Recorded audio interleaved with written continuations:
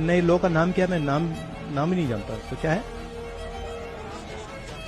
जी ग्राम जी क्या है?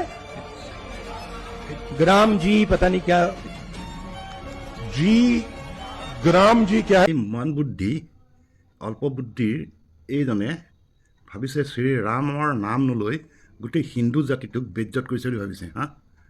নিজকে কুল বুলি ভাবিছে শ্ৰীৰামৰ নাম ললৈ গোটেই সনাতন ধৰ্মটোক বেজ্জত কৰিছে বুলি ভাবিছে। আৰে এইজনক কোনোবাই কওক যে ৰামচন্দ্ৰক অপমান কৰাৰ তোৰ অকাতটো নায়েই, এই দুনিয়াত কাৰোৱে অকাত নাইকিয়া শ্ৰীৰামচন্দ্ৰক বেজ্জত কৰা।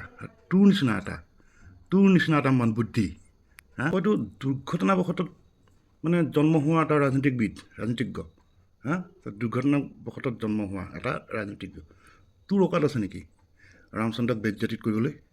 তোমাৰ নিচিনা এটাই ৰামচন্দ্ৰৰ নাম নল'লে একো ঘণ্টা ফৰক নপৰে, কিয়নো ভাৰতবৰ্ষত নহয় এই পৃথিৱীতে কোটি কোটি মানুহে ৰামচন্দ্ৰক মানে এই অন্তৰত ৰামচন্দ্ৰক লৈ আছে, ৰামচন্দ্ৰক ভক্তি কৰে। আৰু তোমাৰ নিচিনা ওপৰপাত টপকা এটাই শ্ৰীৰামচন্দ্ৰক নাম নোলোৱাৰ কাৰণে কোনো ধৰণৰ বেজ্জত হোৱা নাই, নিজৰ অকাতটো দেখুৱাইছ। নিজকে এবাৰ ভাবিছা, এবাৰ মানুহক সুধিছা ক'ত বেজ্জত নহয়, কোনে নেহাঁহে চবকে ক'তটোক অভিনেতা বুলি ভাবে, চবেই মানে এটা মানে এণ্টাৰটেইনমেণ্টৰ খোৰাক বুলি ভাবে, নিজকে মানে কি বুলি ভাবে।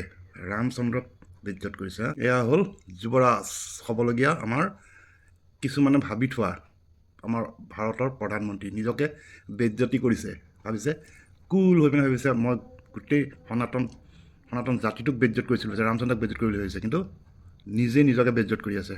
লাজ নাই। আৰু এই সনাতনীসকল যিসকলে এইজনৰ তলুৱা চালেগে অলপ চিন্তা কৰক আপোনালোকেও, এইজনক এই মন বুদ্ধিজনক কি ক'ম, ভাৰতৰ প্ৰধানমন্ত্ৰী হ'বলৈ কাৰণে আশা পালি থকা সকলক কৈছোঁ, এয়া নিজকে কুল বুলি ভাবিছে ৰামচন্দ্ৰক। আৰে একো ঘণ্টা ফৰক নপৰে, কোটি কোটি ভাৰতীয় ৰামচন্দ্ৰক ভক্তি কৰে, অন্তৰত আছে ৰামচন্দ্ৰ। আৰে তই শ্ৰীৰামচন্দ্ৰৰ নাম নলৈ তই আল্লাৰ নামকে লৈ ল, কি আছে ভাই, কমচে কম ভোট বেংক বাঢ়ি যাব।